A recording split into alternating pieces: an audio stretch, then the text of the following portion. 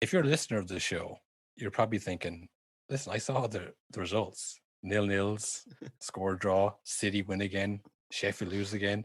Why would I listen to the episode this week? And to that, I would say you have some nerve. Yeah, the cheek. The cheek of you. But also, I would say it was the off the field stuff that happened. We had VAR controversy. We had handballs that weren't given. We had goals that were not given, then not given again. We had presidents. We had Barca president arrested, spent the night in the cells.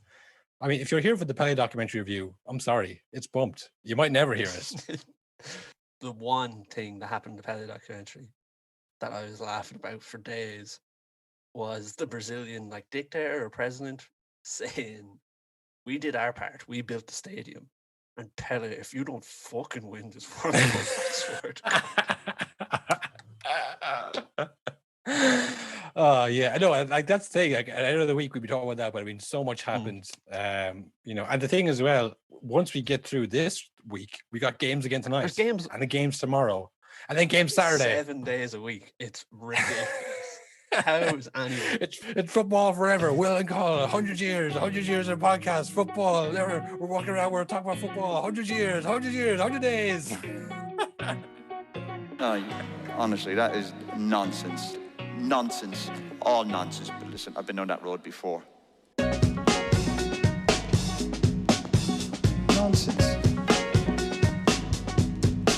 Talking nonsense. Why should we accept somebody talking nonsense?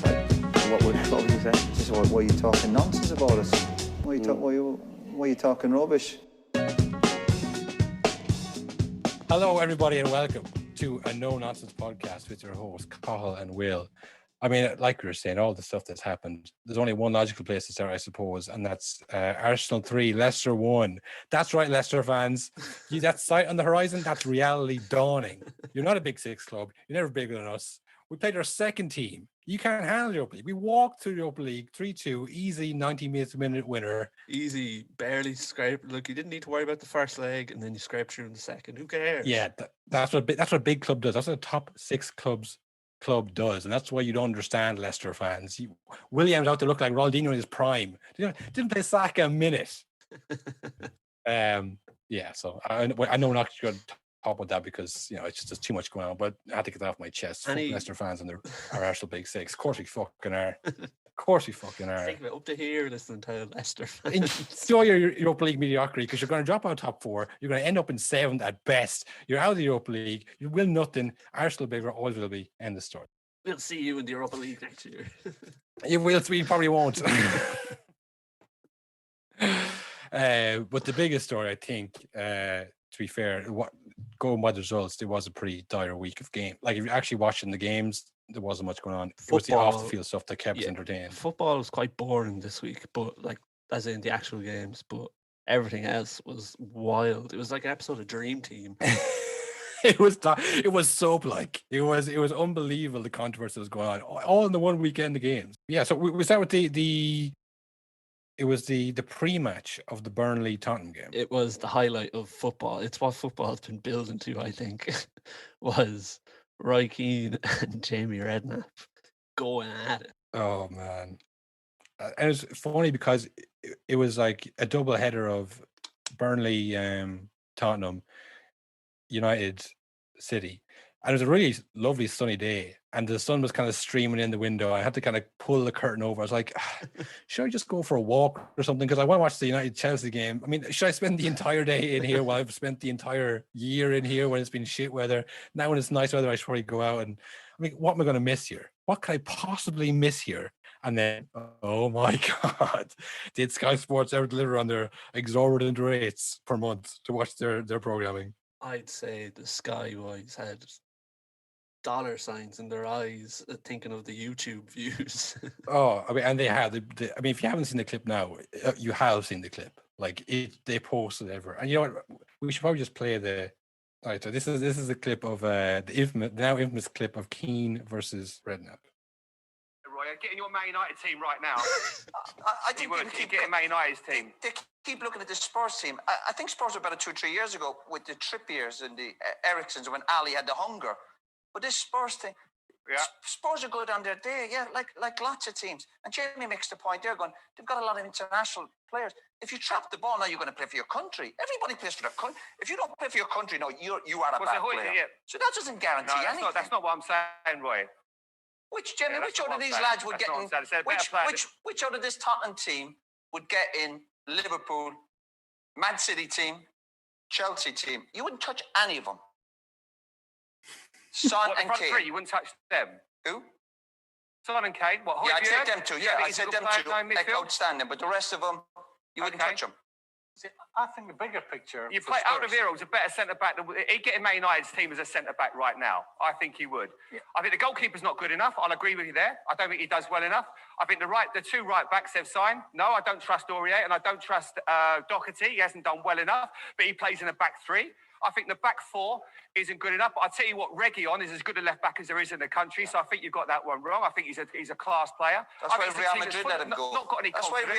Why do you think Real Madrid let him go? So you're saying he's not? Does that matter? Oh, because Real Madrid let him go, that doesn't make him a good player. Yeah, but how much did they let him go for? Your country, not a good player. How much did they let him go for? It's not as if they paid 60, 70 million. They might be able to buy him back, actually. They bring Doherty in.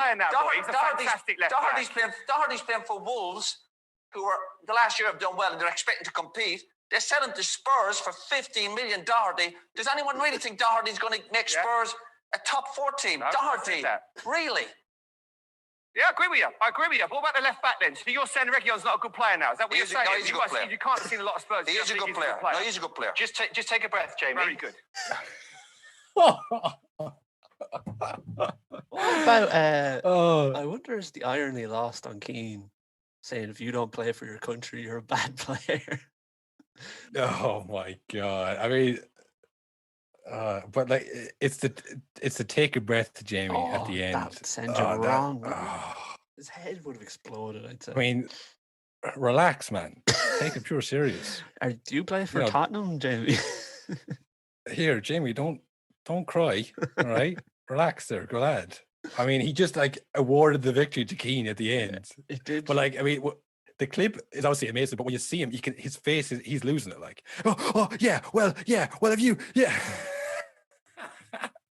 It felt like a part at the start of a coming of age film where like the bully is really in the kid's head before he's like worked it out and is able to stand up to him.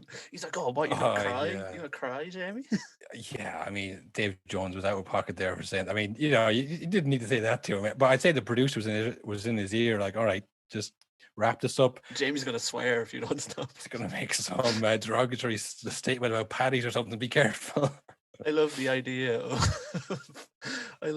of Doherty watching that and just being like, "What the fuck?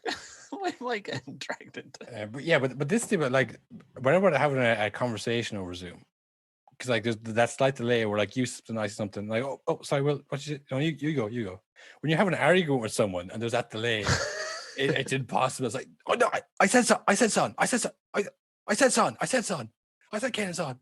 Oh man, you're arguing with your like nobody. It's just two people shouting and delays at each other. The worst thing about Keane is so like dismissive and condescending.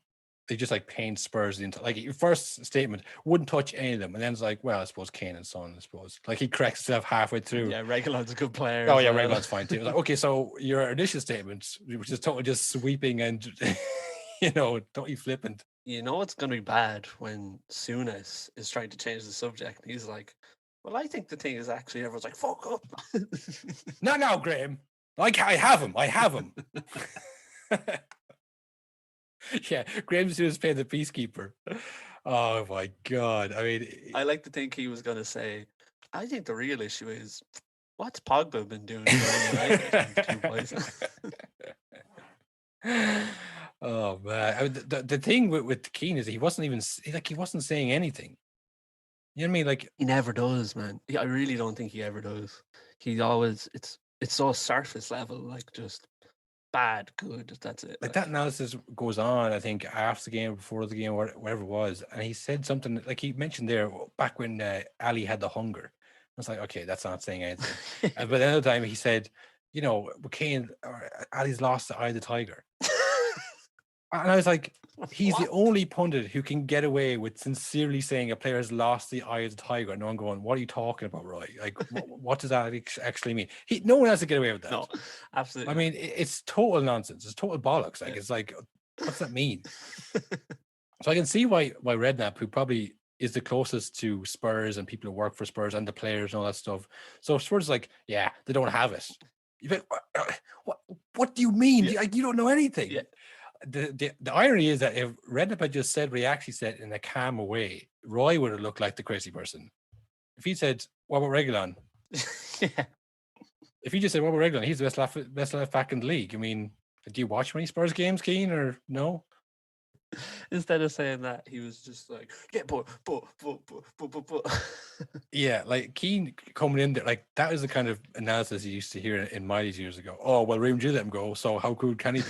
It's like, oh my God, you can't say that as a serious point. Like if Redding went, what? That's why Madrid let him go when they let him go with a buyback clause for cheap, so they could get him back if he was good. Which happens, like it shows a clear sign of I don't know what I'm talking about on Keane's behalf, but because Redknapp lost the plot like a child.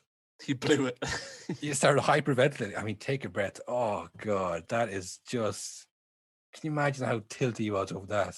Oh, I'd say he was napping. Fuck you, Dave Jones, you bastard. Taking Keane's side, you fucking worm. He would take. He's such a sidekick, isn't he? And the funny thing, I think it was last weekend. I was watching it. I think the panel was Alex Scott, Jamie Redknapp, and Mika Richards. A lovely panel. Yeah, very nice. Really nice, really pleasant. Probably the handsomest, best looking panel you could get as well. Like, they're all beautiful people. Really nice, really pleasant. And I did think, oh, watch this now. Redknapp's going to be the Graham Soon as the Roy Keane of the group here. I'm going to be the contact. He was just nice. He was like, yeah. I don't know who games were playing. I mean, like, but when there's a big game, they had like Graham Soon as Roy Keane bunch. and Jimmy Floyd Hasselbaink in, like, just need an extra kind of nasty edge. Get him in there too. And it was just like a total shift in the mood, and like just Roy not saying anything. This guy, you're like, is Vinnie Jones free today? Yeah, like, oh man, maybe we can get a strung out Gaza in there as well, just to add some extra spice to the panel. Is Razor Ruddock doing anything? Yeah, honestly, God, it was great TV, but I mean, Roy was totally proven wrong then when they won 4-0, like they just hammered them. But then, of course, Roy doubles down and is like, "Yeah, well, sure, I could play in that team. I'd beaten Burnley today." It's like, again, more kind of barbershop fucking analysis. There was stuff he gets away with because it's entertaining. Is unbelievable, to be honest. I wonder is the tide turning on him a bit though, because I feel like people are kind of like, fuck up, right? Like, I think it's starting, whereas people used to love when he was on, but now it's like you're not saying anything again, like. Yeah, but that was entertaining. That's the thing. I mean, that clip's been shared. It has millions of views. It's like, it's like, oh, Roy Keane's great TV. Yeah. I mean, most people, I mean, there is a certain point of like, I mean, the M&F boys, like Carragher and Neville, they're good. Like, it's watchable stuff the way they do it. It's not like too kind of, scientific or something. Like, it is based in reality of the game as well. There is a kind of a middle ground of saying losing the eye of the tiger and, expected goals that people like to see. And I think, Roy Keane is probably on the lower end of that.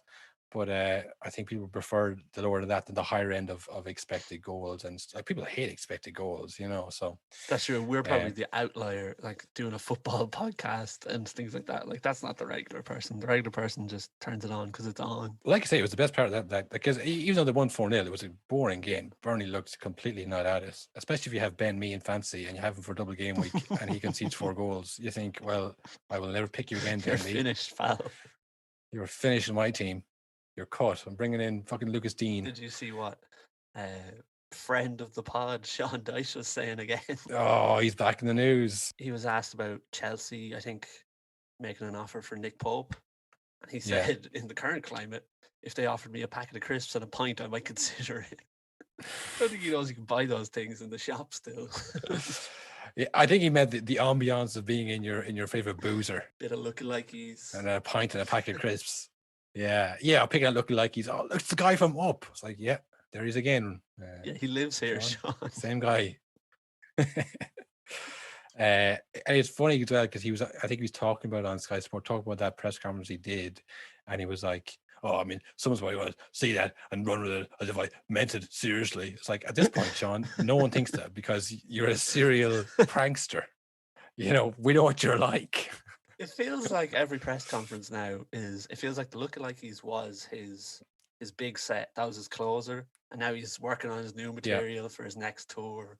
See how it goes, working on a Type 5. I'm gonna try out the packet of crisps bit today. But like that's the thing, like he did that bit of the lucky like and they won, which was great. It was this bit and they lose 4-0. It doesn't look as good, but I mean that's why if you were, you know, Klopp gets a bit as well. Like when things are going well, people are like, oh, he's a breath of fresh air, you know, he's so different. And then it's like when they lose, like, oh well, I guess hugging your players isn't the answer, Jurgen Klopp. Takes a bit more than that to win the league. And it's like, you know, they want you to have personality, but as soon as you do, they will tear you down the second you drop a point. Ollie gets that as well. Ollie gets a lot of like when they're winning, he's like, oh, his man management is like he's so everyone loves him. Then when they lose, he's like too friendly, maybe a coward. It goes from, you know, he's bringing back the Man United way, bring back the glory days. Goes, stop living the past, Ollie. Right, get with the times. You know, move on from the treble. You know, and again, it's probably not the same people, but it's just like people are lying in wait for someone to make mistakes. Where at Burnley, I mean, people just think, well, it's Sean Dyche's Burnley. I mean, you know, what do you want them to do? They're playing Tottenham. Then it was the second, like I said, the game I was actually waiting to see, ironically, which was way worse, was the Chelsea United game. United against big teams this year is just shocking every time. I don't know what's going on. Because last year it was the opposite. It was the small games. They were brutal. Big games, they were unreal to watch. Now it's just so boring every time. I don't know. Maybe it was like a combination of all the games they're playing, all the games they're being expected to play. But the draw definitely suited both of them because Leicester lost and West Ham lost. So for Chelsea, it's like, well, look, at point closer. And for Man United, like, well, we're going to, you know, hopefully get second or third. Leicester aren't going to pull away. So it was a point was grand. And they played that way. There was like very few chances. But it was a dire game. Again, it wasn't the result. You look at the score, you think, nothing to talk about. There was an outrageous thing to talk about. Like genuinely scandalous stuff went on. The third week in a row of I don't know the rules. That like a new segment that just organically come out where this week, do the boys know the rules? It happened twice this week. I don't know the rules. I don't know what I'm looking at sometimes. Now, if anyone doesn't, again, because the game was so bad, these clips have been posted on Sky Sports, posted on Twitter, like you have seen them. It's the handball. The ball was in the Chelsea box. It was coming across, and it was Greenwood and Hudson-Odoi who's playing kind of as a wing back. So they were kind of challenging for the ball. They both raised their arms a bit. I think when you see someone coming, you kind of naturally raise your arm towards the person to try and protect yourself. Just happened to be exactly where the ball was. So they both looked like they tried to forearm the ball. Like when you look back on the replay, it's all the Chelsea people appealing. None of the Man United people are appealing because Chelsea they're appealing against their own player because Hudson-Odoi touched it first. Yeah.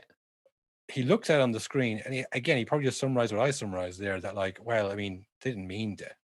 Which is that the rule? But that's not the rule. They changed the rule.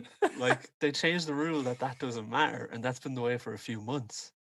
Where like Lindelof gave away a penalty against Palace a few months ago from sprinting, and when the ball bounced off his shin and hit his hand. Yeah. And then that was a penalty, but they were like, it's the rules. That's it.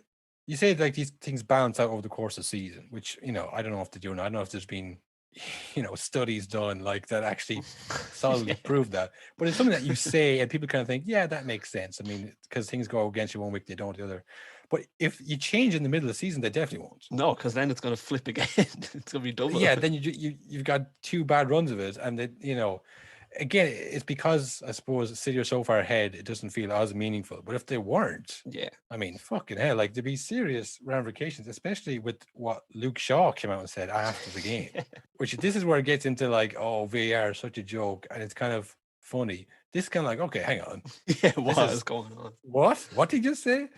Again, it's probably best if I just play the clip. There now.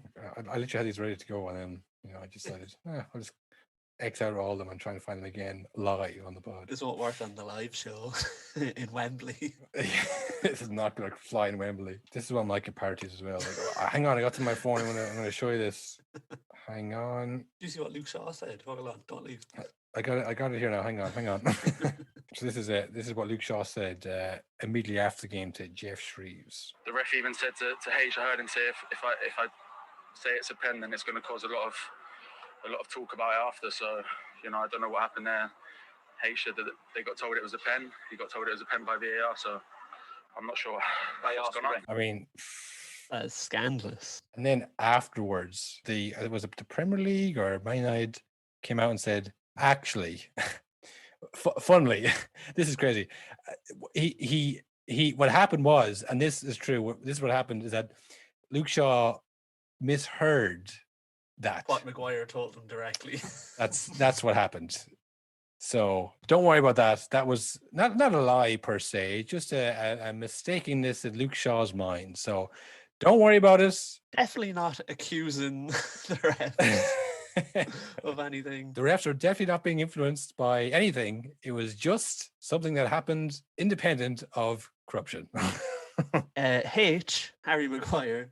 What the fuck is that? Yeah, what is that? The biggest scandal of all, isn't it?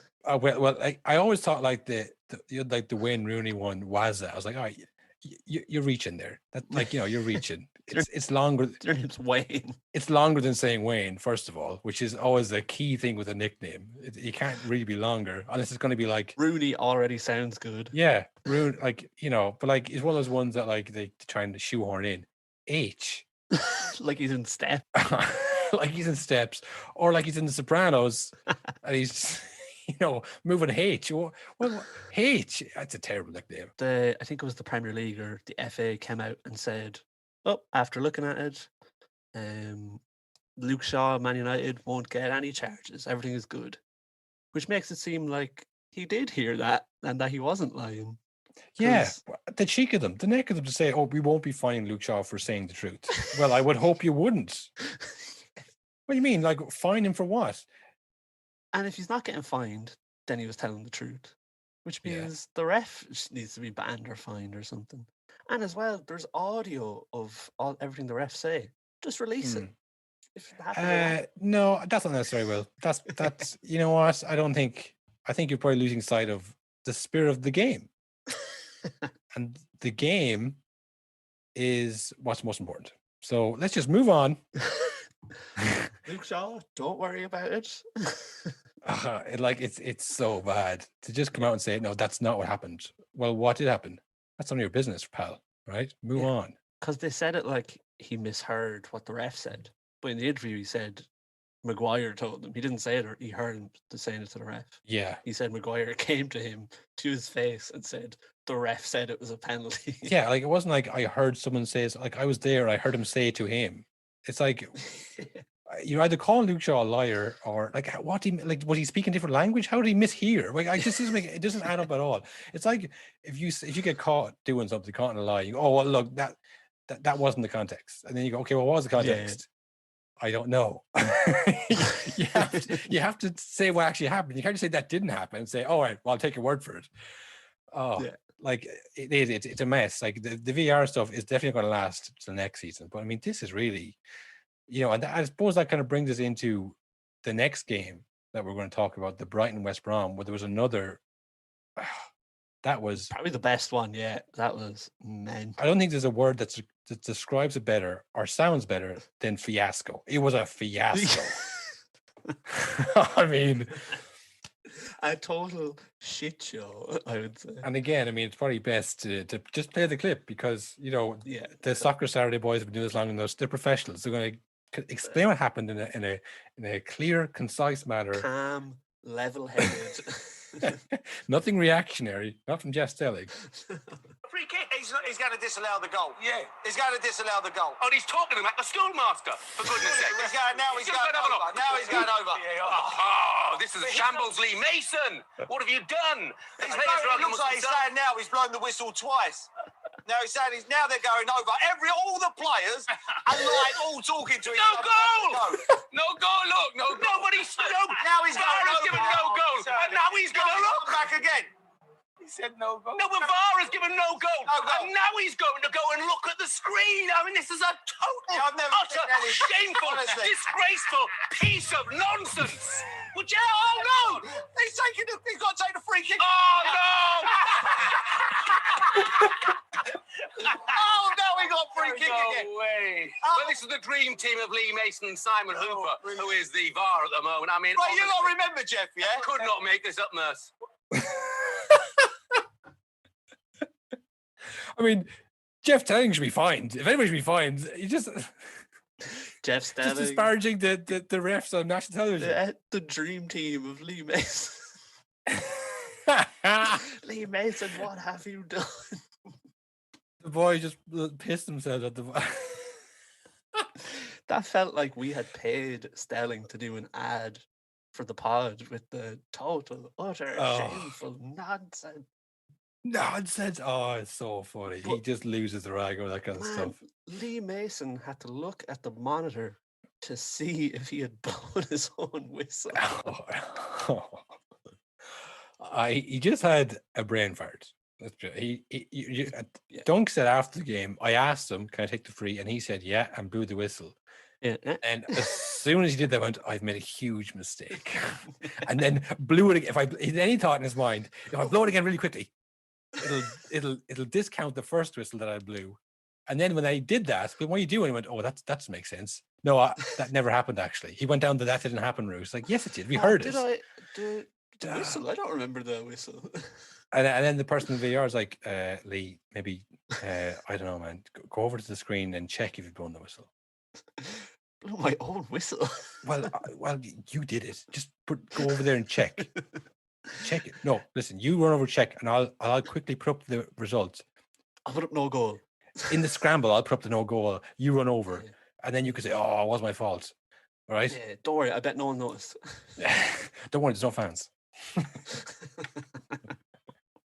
Wait, hang on. Oh no, Paul Merson has covered the game. Oh, we're done. Oh no. Oh, it's over for us. This is gonna be great TV. And then, did you see the second part of that story, where Lee Mason didn't ref his next game because he had an injury? Yeah. When have you ever heard of a ref pulled from a game because he did his hamstring? Oh, Jesus. I mean, maybe he's trying to get a big move to the La Liga, perhaps, and he's faking injury to the rest of the season. I mean, you do have to feel referees with the VAR sometimes, but that was all Lee Mason's fault. Yeah, that was Lee Mason totally panicked after making a bad decision and didn't want to get in trouble from the fucking West Brom boys. I've been there. Like, you make a bad decision and your immediate reaction is to lie and to cover it up. When the best thing to do is to say, all right, you know what? I'm just gonna stop the rot here. I made a mistake.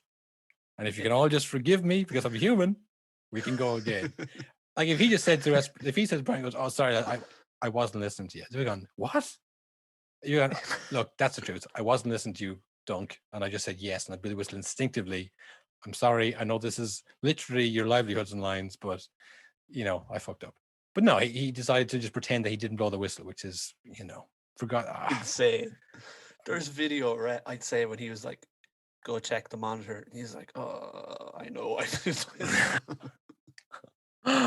Oh, God. That's so embarrassing that he had to stand in front of the monitor looking at himself and being like, "Oh, fucking, what am I doing?" Checking in your bag for the homework you didn't do. I don't remember. I thought I did. Yeah, I thought I put my locker in. Oh, no. Oh, I didn't even get your table, did I? Oh, no, again, call. Come on. Think what it's called. God, the embarrassment is punishment enough, miss. Oh, stop. Moontor Lewis Dunk standing over him. Look, I'm as embarrassed as you are. I'm as annoyed as you are, Moontor Dunk. Moster Dunk. Oh my God. Again, that was a 0-0. That was actually probably a better game than the scoreline would suggest. Brighton again. You say this is all Lee Mason's fault. They can't blame VAR. Can you blame Brighton? They missed 2 penalties. I mean, is it? It's kind of your own fault too. That you should have won that game 2-3-0. But it's just that when you're facing relegation like that and a decision goes against you, it could be huge for Brighton. That's what happened to who was it last year? Villa stayed up because of a referee mistake with the goal line thing. I think I mentioned it last week. Yeah. Oh, yeah. And that it does happen like to the lower team. Then they would say, oh, it happens disproportionately to lower teams that referees fuck up and no one cares. But I think it's because it's in the realm of VAR and that's such a contentious issue at the moment. People are going, oh, look, more VAR fuck up. So. Well, I think it's just more likely to happen to relegation teams because they're more likely to be defending. Like they're more likely to have goals going into their goal. Like, yeah, of course. But it's just I think that it gets more attention now. Well, it is one of the most crazy things I've ever seen. Like, but also because it's VAR as well, it's going to get more attention. But yeah, I mean, it is. The takeaway here is that it's all Lee Mason's fault and not VAR's. That's the this real one sad had thing. Nothing to, and people were like, "Oh, the game is gone. Fucking VAR in the game. Nothing to do with VAR. This would have happened without VAR."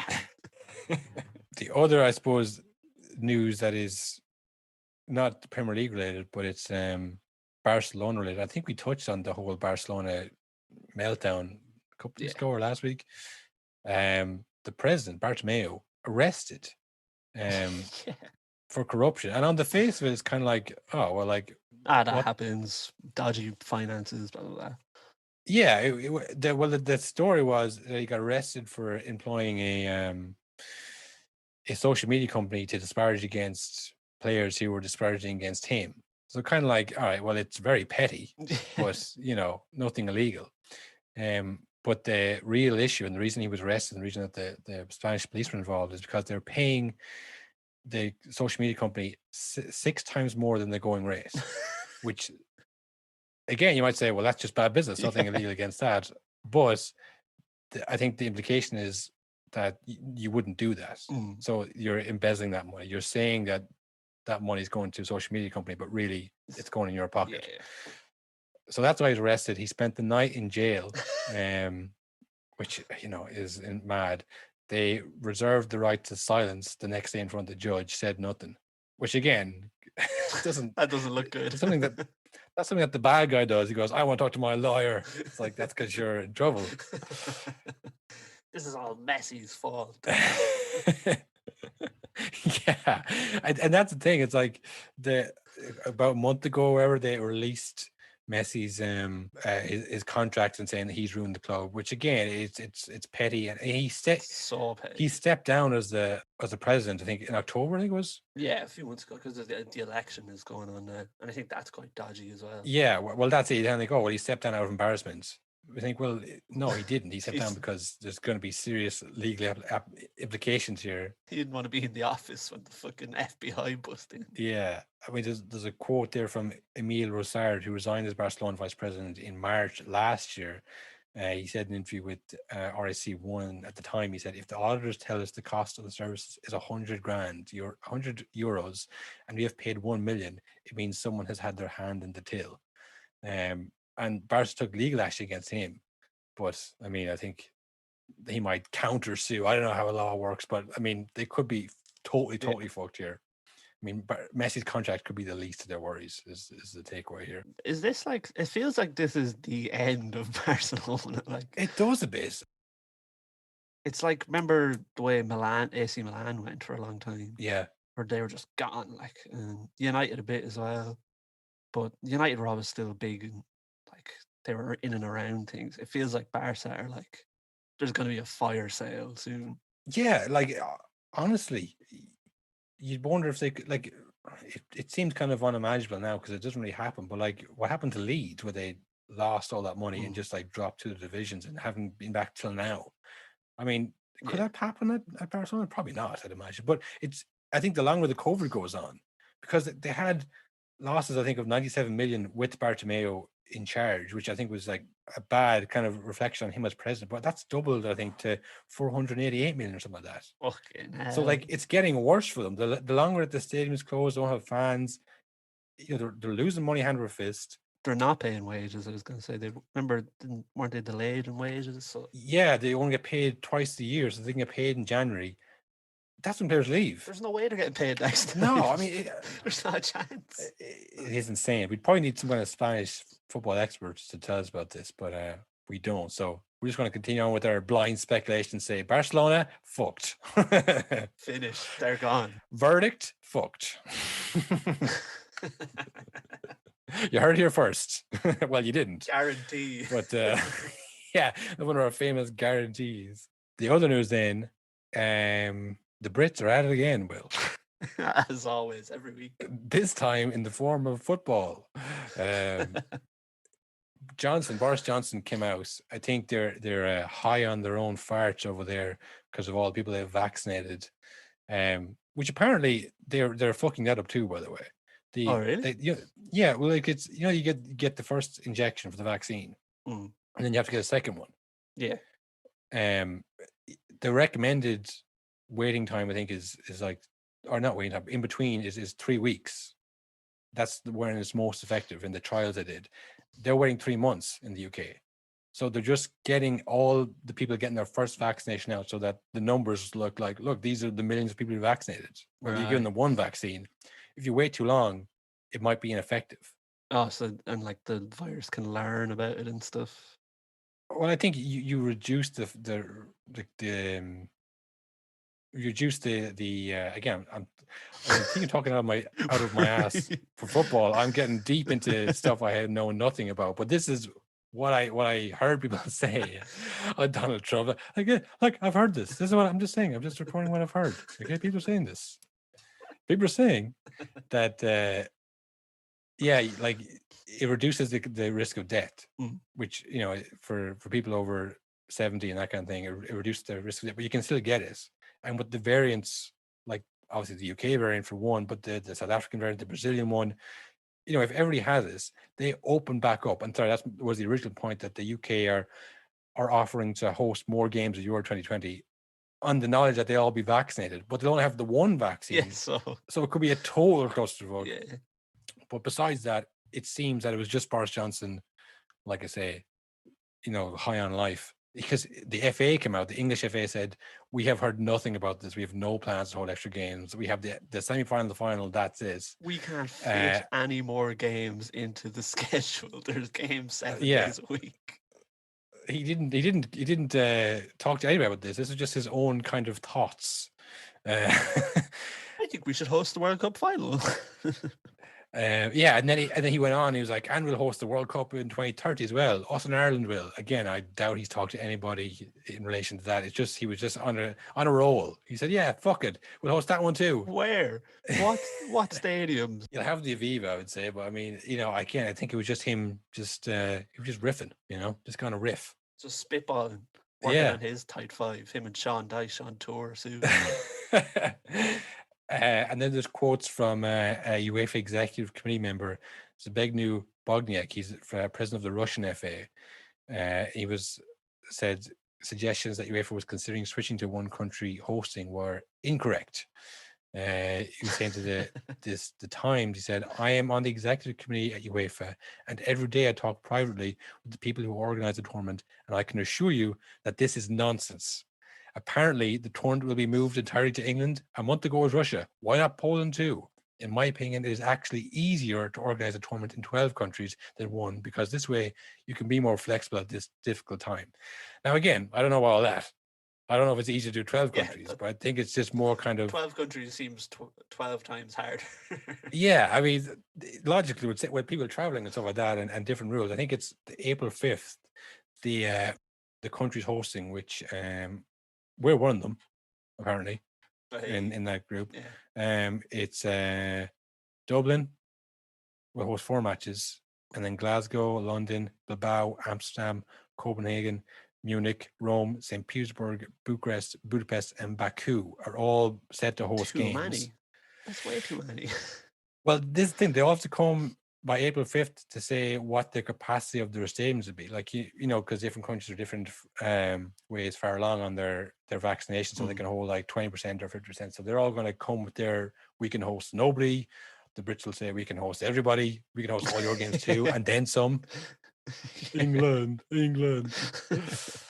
invented football. Yeah. I mean, football's coming home. Is there a phrase least likely to get your World Cup than saying football's coming home? I mean, like even the Polish UEFA guy, I think it's just like his utter indignation at Brits saying that, oh, we can host. Like, shut up, man, that's nonsense. It's easier actually to host in 12. Yeah, easier. That's what I said. So I would rather spread myself across 12 countries than ever go to England. But the only thing is about the Euro 2020, and it's funny because if you Google it, like just in the news section, you'll see the Boris Johnson quotes. But then underneath, you'll see articles saying Euro 2020, will it even go ahead? So like, it's crazy to be offering doing all these positions, and people are still questioning if it even happened. Yeah, I don't understand why the Euros has to happen. Can we not just skip it? It was supposed to be last year. Like, it's already a nightmare trying to organize it. Just leave it. If you remember, Will, it was 6 weeks, flatten the curve, bish bash bosh. I'll see you in the beer garden in May. Yeah. So they thought, yeah, we'll just push up next year. Surely we won't still be in this next year. And now they've committed this year and go, well, do we put out till the next year after this, or do we just, Well, like I don't know. I mean, players are already playing, it feels like, every day, non-stop. And then now there's no break in the summer, and then it'll be back into another season of non-stop. They're all going to be fucked. Yeah. And then, like, say, I mean, if you're a player and I think they have to travel on 3 different buses to get to games. Like, there's like so many precautions. They're not allowed to go into dressing rooms or, in different stadiums. They're coming up to the stand and stuff. They don't have the same facilities. And then you go, oh yeah, now I have to travel to Baku. It's like, well, if it was hard enough to do in our own countries, do all these protocols, why you bring us across Europe? I mean, like, from a selfish point of view, I'd love to see the actual Euros, like the fans and the stadiums fulls. Like we were talking last week about like moments, like Euro moments are about the crowd and about, it's not about just things happening in empty stadiums. I mean, no one wants to see that. I remember Ireland getting pumped by Spain, I think. And then the fans were singing, and that was like a lovely moment of still like, we still support the boys. Imagine that game with no crowd. It's just Ireland getting hammered 4-0, and that's it. And it'd probably be 7-0 because we no one even spurring us on. It would just be kind of, wow, these lads are a lot better than us. They're so fast and strong and tall. The Timo Werner syndrome. Oh man. So yeah, that's I honestly, again, I don't know. Will it go ahead? Will it be all? It doesn't look like it's all being the UK. No one is on board for that except for Boris Johnson. That's his own kind of vanity project. I think it'll go ahead, all right, because like most things in football probably shouldn't be happening, but there's still there's 2 legs. Arsenal played the second leg of the Europa League game at home in a different country. Like, it makes no sense. Yeah. You wonder, like, is there any kind of player resistance to this? Player resistance, or is there kind of any kind of, players union that they can say, look, like, we'll do this year, but the Euros is a bit much to ask. Like. They must have gotten a talking to it because no one's come out against it. Some managers have, but it seems odd that the players wouldn't be like, I can't do this. I'm bollocks. Yeah, and like, again, it's grand for this year. You play games. We've had so many injuries to players. I mean, you think of someone like Harry Barnes there. He did his knee against Arsenal. He was having a great season. I don't know, like, if he like, it could change his career. I mean, I hope it does. I'm saying like Justin as well for Leicester. Yeah, Justin does the ACL. I mean, that a lot of people don't come back from that. Like, yeah. But he's done it to fulfill Leicester's obligation to the Premier League, which is their obligation to BT and Sky Sports. And it's like, well, what if he doesn't get in the team next year and he gets sold, and he's lost millions upon millions of pounds because of 1 year? It's like, what about your own career? What about your own longevity? Like, he's a young, 22, 23. He has the rest of his career ahead of him. Like, in 2 or 3 years, I mean, Jesus, fingers crossed, we won't still be talking about this. But he mightn't be playing in a Premier League club. He might be retired early. Like, it's for the players' sake. You'd think that they'd be coming out saying, all right, this is getting ridiculous now. Euros as well. I mean, come on, give us a break. Yeah. And like, think of Liverpool, because Van Dijk and Gomez would be back probably just in time for the Euros. And the countries are going to want them playing. They're going to throw them in, like, because they want to win the Euros. So there's no break. Like, they're coming straight back into it. If they get injured again, they're fucked. Like, they're finished. Like, that happens a lot. You see, like, someone does their ACL or whatever. They try and do the cardio, or not the cardio, but the rehab to get back in, and the other leg is stronger, so they're putting more effort in the other leg, and they pull the other ACL. Now you've done 2 ACLs in 2 years. You're whatever 28, 29, trying to come back from that. It's like, you could have been on to your mid-30s, but you overextend yourself. And usually that can be down to the player, it can be down to pressure in the club. But like, this is all pressure from, like, you have games. You have international break, you got games there. It's like, surely they have to come together and say, this is not on.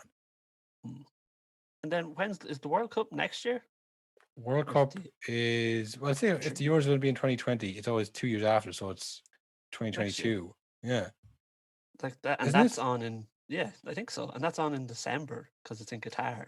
Oh, I forgot about that. Yeah. Oh my God.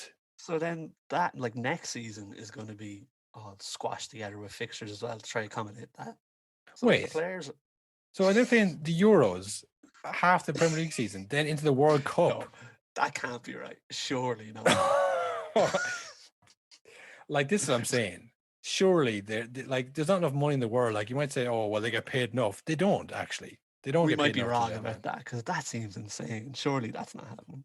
Again, a better podcast would have probably researched that, but not here, folks. That's not what you get. You just get us kind of half angrily talking about something we know nothing about. We're turning into Roy Keane. We're making ourselves angry here. Doherty, are you serious? The top 4 side for Doherty.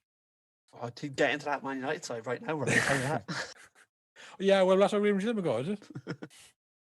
I mean, oh God, what a clip. Yeah, I mean, that was the Euro news, so the World Cup announcements, the unofficial, official Boris Johnson announcements.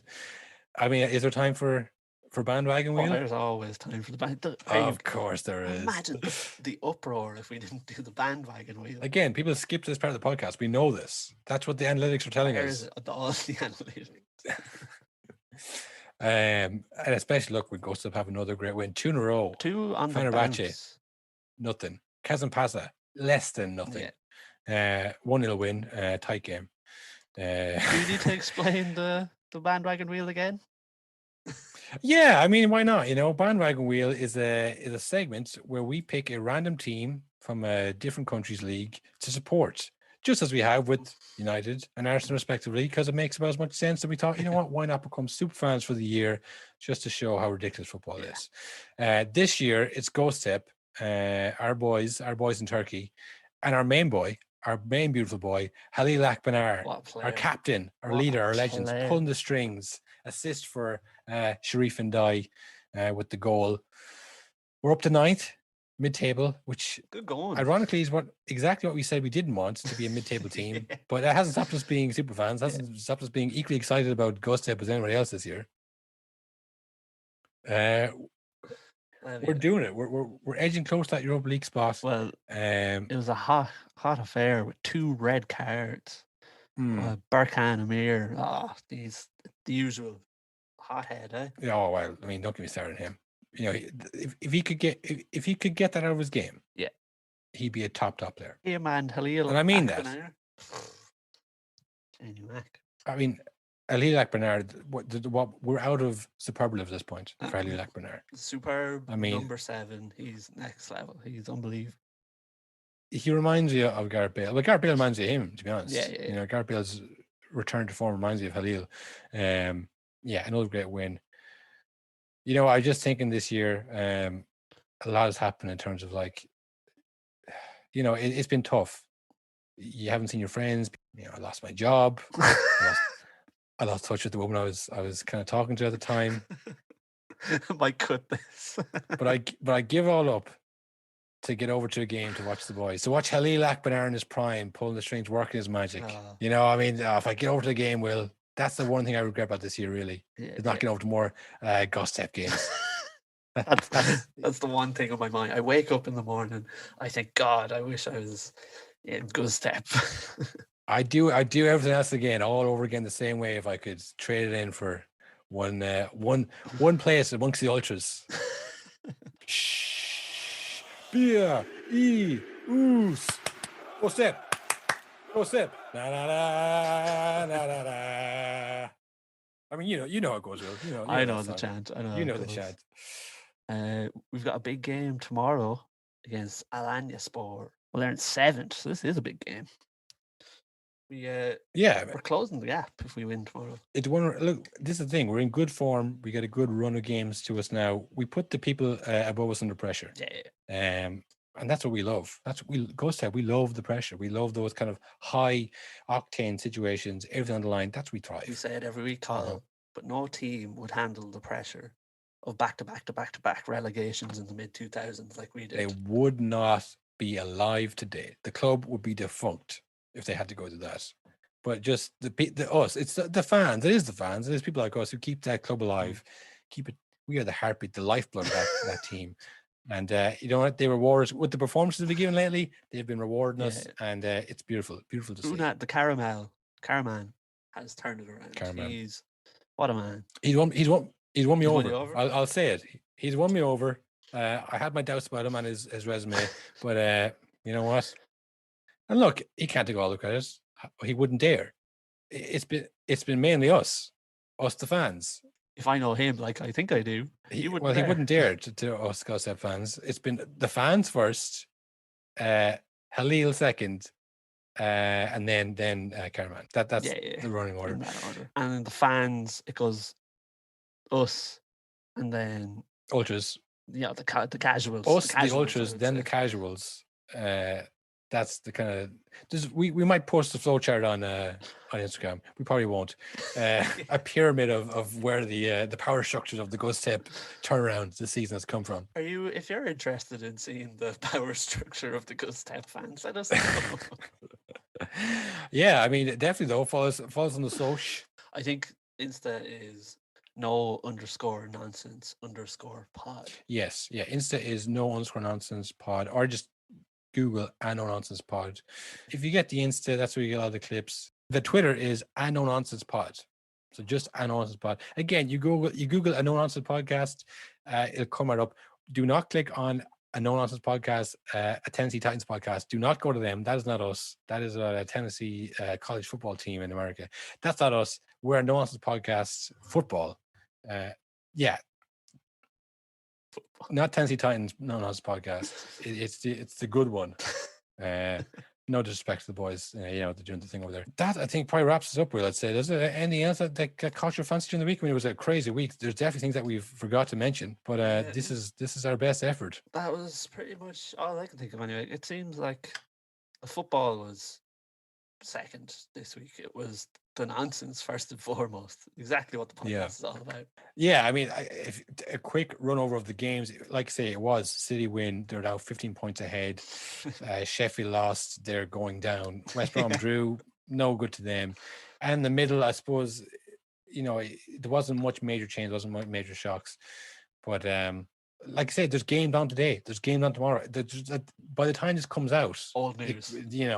It could be totally old news. So it was a rare bad week, but it made up for it in the off-field antics. So I will say as well before we go, my Newcastle too big to go down guarantee. I saw Saint Maximum is now injured for a month, so I don't know. Yeah, that is true. I was watching that Wolves game and he was unbelievable in that game, and then he got injured and went, oh no, now they're really fucked. Apart from that, though, I think that's it. Apart from that, so stay tuned for our Pele documentary review. That is coming. We don't know when it all quietens down. If that's what you're hanging on for, we're sorry for the Pele fanatics in the listener group, but we couldn't get to this week. Hopefully the next time. The fans are split into two. It's where is Bandwagon Wheel? Where is Pele? Yeah. It's all the people. Again, if you want to discuss this more, head over to the Instagram stuff. Give us a follow. Get this party going. Good luck. Good luck. Godspeed. No, honestly, that is... I've never utter, shameful, disgraceful piece of nonsense! Nonsense.